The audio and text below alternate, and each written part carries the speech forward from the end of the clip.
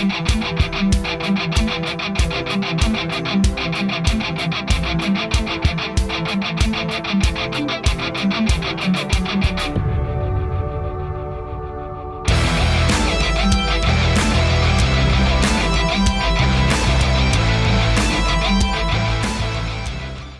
we move on to Jaylen Wright? Yeah, let's go to the next one, Jaylen. I don't know. That just worked me up that they criticized me so much. Okay, Anyway, no. Jaylen Wright. I am excited about this guy, actually. I didn't know much about him until the draft.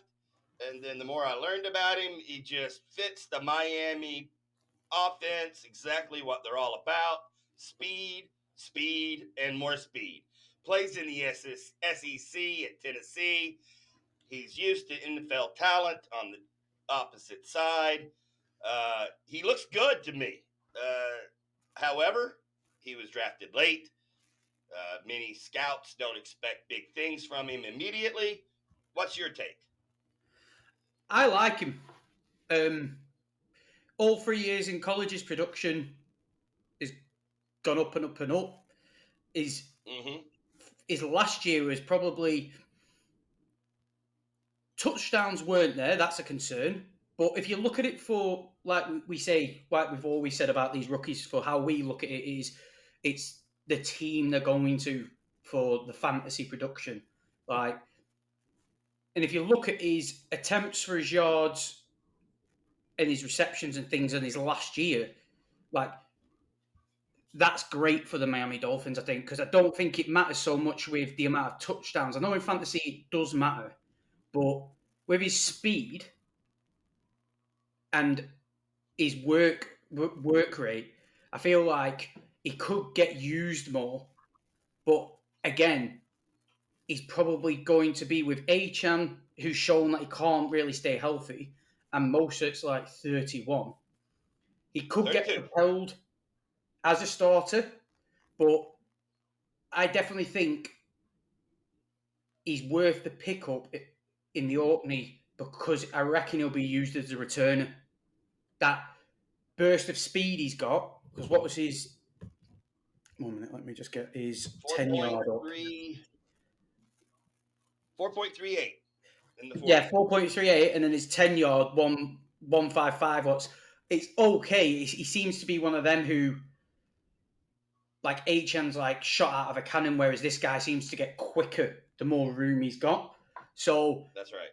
You look at it in the big picture of, you pick him up as a returner, but he's a bit like Trey Benson in the sense that the guys in front of him, one's getting old, and obviously the injuries are going to pile up.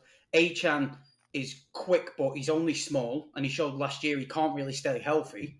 So this guy might, by the midway point, end up getting more actual game like first team reps.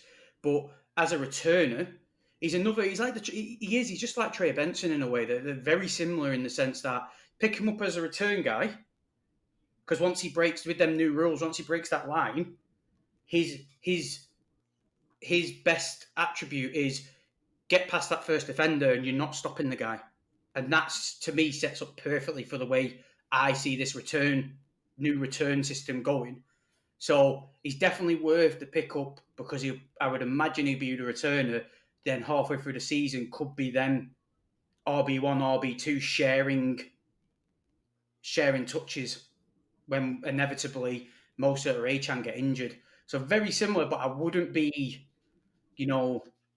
like last week we spoke about wide receivers who I would jump early on because I just personally see the potential. These two, it's just kind of like, once you've kind of got your team set, your main backup players set, if they're still middling around, just chuck a flyer on them. Doesn't really matter. Like, by that point, it shouldn't matter by that point. Yeah, I've taken several flyers on Jaylen Wright in my leagues, at least 4, I guess. I think he will overtake Achane before the end of the season, and Achane will go back to what he was drafted to be. He reminds me of David Meggett for the Giants back in the early 90s. You know, the guy that comes in, he has a special set of tools, he makes a big play. That's A-Chain. He's not meant to be the every down back. I think Wright, he has the size, he has the speed, he fits the Miami offense. He will be running back one before the end of the season. I can see where you're coming from, because whilst you were talking, then I was looking at the picture, and in a way, yeah, everything I said about Jaylen Wright there, you could see for Achan, because Achan's injuries. You then kind of look at big picture and think, well, Achan could go as the returner because there's not that much contact in the return game, and because of his blistering speed, it doesn't matter. Like, he's shot out of a cannon as soon as that ball touches his hands. What might prefer them, but their whole setup, when you look big picture, Tyreek Hill, Jalen Waddle, everything going on, you're not jumping. Obviously, rookie draft's completely different, but like for the OrkneyBowl, it's a full complete redraft. You're not getting overexcited with this guy. He wouldn't even be Trey Benson over him straight out the box, because Trey Benson's got the potential for sustained fantasy production, whereas Jaylen Wright, it's just to me how I look at it, it just hit and miss. He literally best ball, pick him up within a second, because then you can snap up all his good games. But in redraft, could you imagine the fucking headache of watching him go for 30 when he's on your bench, putting him in, and then he only gets 5 the week after? He's a player like that for me. Yeah. How many people had headaches last year because of A-Chain? Exactly. I mean, and A-Chain's that great unknown this season. I would definitely take a flyer on Wright in the OrkneyBowl in the late rounds, without a doubt. What do you think to this, though? I'll put this to you as something I just thought then whilst we're talking. Miami Dolphins last year, probably the biggest problem was they just destroy teams on offense.